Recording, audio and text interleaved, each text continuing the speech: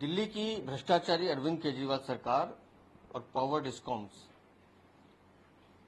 जिस तरह से सरचार्जेस लगाकर दिल्ली की जनता को लूट रहे हैं, आज उसमें से एक पेंशन सरचार्ज जो दिल्ली वालों पे 7 से 7.5% वसूला जा रहा था,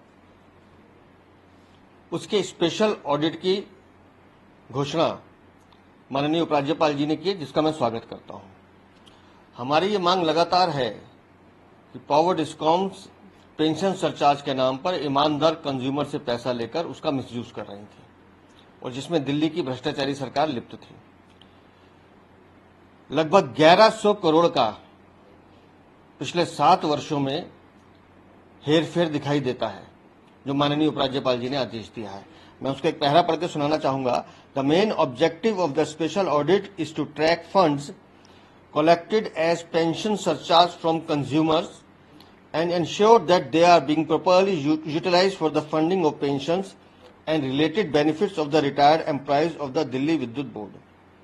A difference of more than rupees 1100 crores was found in funds allocated by DERC and collected by DISCOMs for pension trust during last 7 years.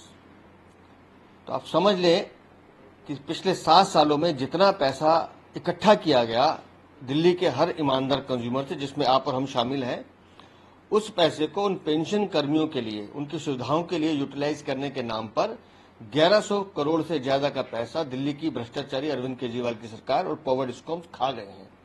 इसलिए मैं कह रहा हूं कि हम लगातार इस मांग को उठा रहे थे और माननीय उपराज्यपाल जी का मैं दिल्ली की जनता की तरफ से हृदय से आभार प्रकट करता हूं कि उन्होंने इस मांग को स्वीकार किया है। स्पेशल ऑडिट होगा और निस्संदेह जितने चोर हैं, जितने भ्रष्टाचारी हैं, इन सबको सख्त सजा मिलनी चाहिए। इन्होंने जनता के पैसे को लूटने का काम किया है।